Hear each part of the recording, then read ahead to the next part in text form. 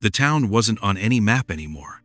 Just a handful of houses, a gas station, a rusted water tower that hadn't seen rain in years. The wind carried red dust through empty streets, and the only sound was the slow turning of an old weather vane that no one cared to fix. It wasn't always like that. Once, this was a mining town, full of noise, light, beer, and the tired laughter of men covered in iron dust. But the mine closed, the work ended, and one by one, the people stopped talking. Well, hello there. They still lived there, just quieter. Neighbors became strangers with shared walls. And then, one day, a dog arrived. No one saw where it came from. It just appeared walking down the main road at dusk. Coat the color of dry clay, eyes bright and curious. The postmaster thought it came from the north. The bartender said from the highway.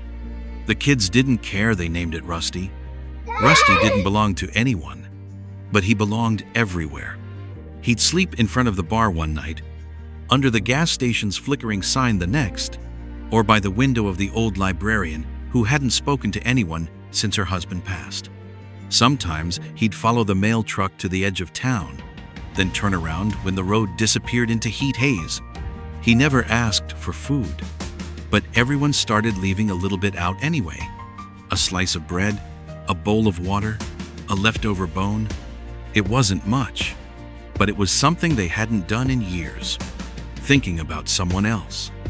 The first time something changed was on a Sunday morning. The church bell rang for the first time in months, because the pastor found Rusty sleeping on the steps and thought it'd be nice to wake the town for once.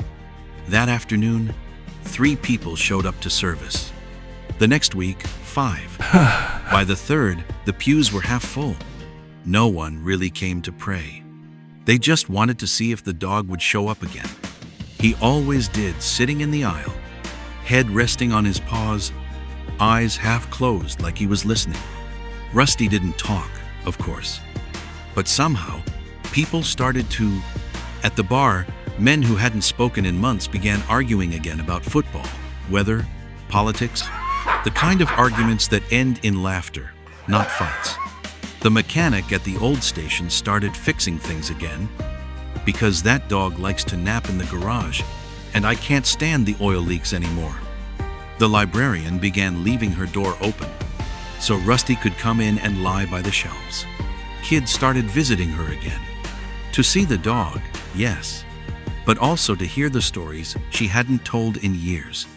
The town wasn't reborn overnight, Another round, but perhaps. somehow, everything It's too started cold to out move anyway. again, like a clock that had been stuck and suddenly remembered time. One summer evening, a stranger came driving through. He stopped for gas and saw the dog lying by the pump. Who owns that him? dog? He asked. No one answered. The gas station owner just smiled. We all do. The stranger laughed, paid, and drove off. But before he We all left, do. he scratched Rusty's head and said, "You're a lucky dog." You're Maybe he was a wrong. lucky dog. Maybe the town was the lucky one. Then came the storm. The first rain in years. It came hard and sudden, tearing through the streets, ripping signs, flooding the dry soil with life and chaos. When it passed, the sky opened, bright and clean for the first time anyone could remember. But Rusty was gone. They searched for days. Up the ridge, down by the dried river, across the fields. Nothing.